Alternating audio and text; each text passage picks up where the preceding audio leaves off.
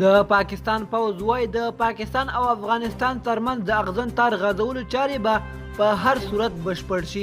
سلام ستړي مه شئ، وخت مو بخیر.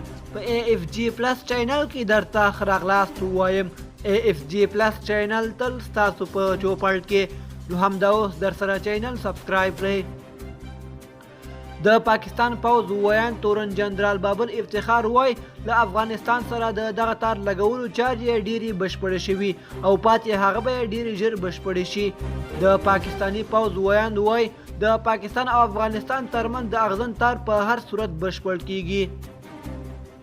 د پوځ ویان تورن جنرال بابر افتخار دا خبرې تر هغه وروسته کړې چې په دې وروستیو کې پر ډیورن کرښه د افغانستان غاړې ته د طالب چارواکو هغه ویډیوګانې خپرې شوې وې چې پکې یې د اغزن تار راټول کړی و. د پاکستاني پوځ ویان تورن جنرال بابر افتخار په یوه خبري غونډه کې پر ډیورن کرښه د اغزن تار لګولو په هکله وویل چې د دغه اغزن تار 94 سلنه کار بشپړ شوی او پاتې چارې به یې ډېر ژر بشپړې شي. د پوځ ویان دا خبرې تر هغه وروسته کوي چې تیر ماښام په کابل کې د طالبانو د حکومت د بهرنیو چارو وزارت له لورې په همدې هکله خپاره شوي بیان کې ویل شوي و چې وروستیو پیښو اړتیا راټوکولې چې د دواړو هیوادونو مسؤلین د ستونزو د اوارې په حق موخه خبرې وکړي. د پاکستاني پوځ ویان تورن جنرال بابر افتخار په نننۍ خبري غونډه کې وویل چې د همدې اغزن تار لګولو موخه د خلکو تقسیم نه بلکې د هغوی خوندي ساتل دي. هغه وویل چې د دې اغزن تار لګول مقصد د خلکو تقسیم نه دی بلکې د هغوی خوندیتوب دی.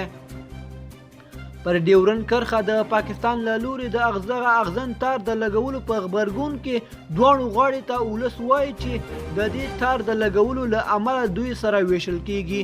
ښاغلي افتخار په دې خبري غونډه کې زیاته کړه چې له افغانستان سره د دغه تار لګولو چارې ډېرې بشپړې شوي او پاتې هغه به ډېر ژر بشپړې شي.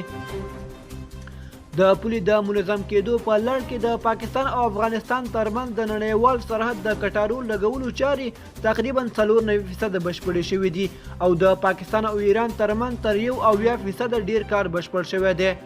د پاکستان پوځ د ویان تر دې خبرې غونډې وړاندې د دغه هیواد د بهرنیو چارو وزیر شاه محمد قریشي هم 2 ورځې وړاندې په همدې هکله په یوه خبري غونډه کې وویل چې د اغزن تار چارې به په بشپړوي خو په دې لړ کې شته ستونزې به له ډیپلوماتیکو لارو هواروي.